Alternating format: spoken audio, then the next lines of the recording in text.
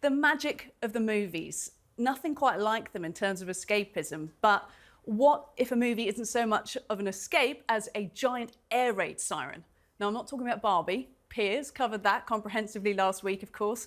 I'm talking about Oppenheimer, the summer's other big blockbuster about the development of the first nuclear weapons. And look, it's a great film, great acting, great soundtrack, yada, yada, yada, but it's not an escape, I don't think, because it's real. I came out of the cinema on Sunday after watching it to news that Russian officials are once again threatening to use a nuclear weapon if Ukraine's counteroffensive succeeds. And that is just the latest in a series of similar threats they've been making.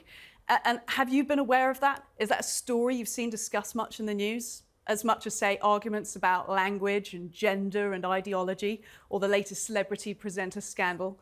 What if I told you that just last month, Putin said Russia has moved their first batch of nuclear weapons to Belarus and is saying the rest will be transferred, quote, by the end of the summer or the end of the year, a man with a plan. Would you then be still so focused on the latest woke corporate advertising stunt? This is actually an information warfare tactic that is favoured by the Kremlin, provoking hysteria and culture war debate in other countries to sow division and confusion. You could actually call it a weapon of mass distraction.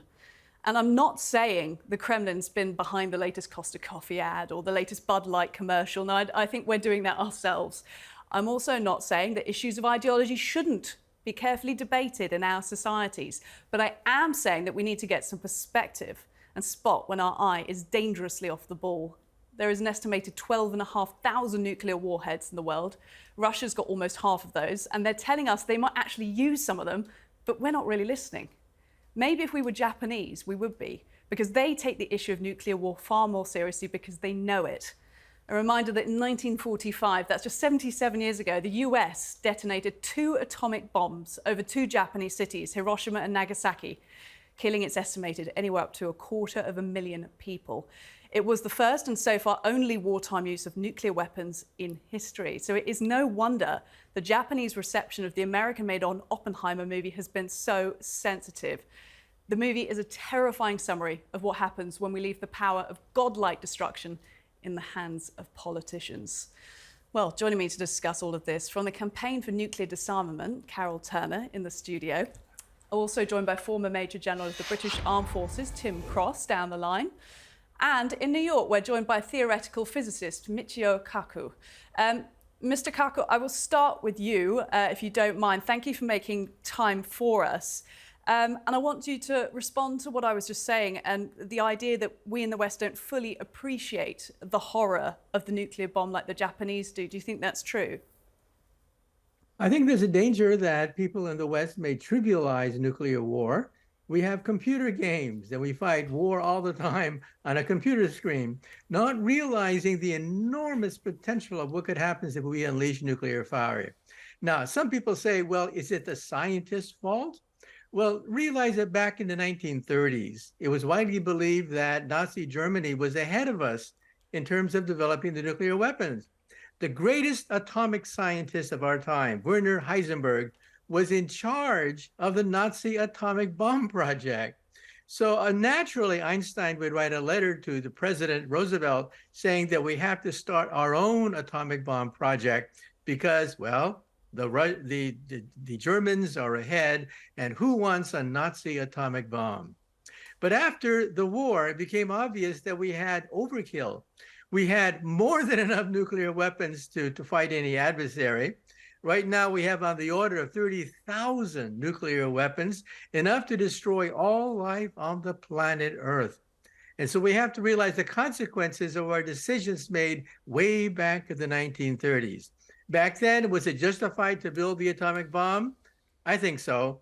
But to carry on the war after World War II, to create 30,000 tactical and hydrogen bombs, I think was unforgivable. You're a physicist. Talk to me a little bit about your connection with nuclear technology and the journey you've been on, because you've now backed disarmament groups, if I'm correct in thinking. That's correct. Many of my professors were the ones who built the atomic bomb. Philip Morrison, for example, at MIT, once confided to me that it was his job to assemble piece by piece much of the Nagasaki bomb with his bare hands. There was no manual. There's no book to put together a Nagasaki bomb in those days. He did it with his bare hands. And of course, he justified dropping the atomic bomb on Japan. He said it helped to win the war. But afterwards, he became anti-nuclear. Now, when I was in high school, I was chosen by an atomic scientist to work on these things, Edward Teller. Edward Teller was my mentor throughout my high school and college years. He was the one who pushed forth the hydrogen bomb, a bomb that is 1,000 times more powerful than a puny Hiroshima bomb. And he was the one who helped to build the arsenal and went head to head with the Soviet Union.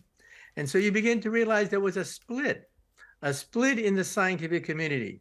Many scientists would privately believe in the work of Oppenheimer, who had doubts about this nuclear proliferation, but the Pentagon was gung-ho in terms of grabbing at every single nuclear straw they could get their hands on.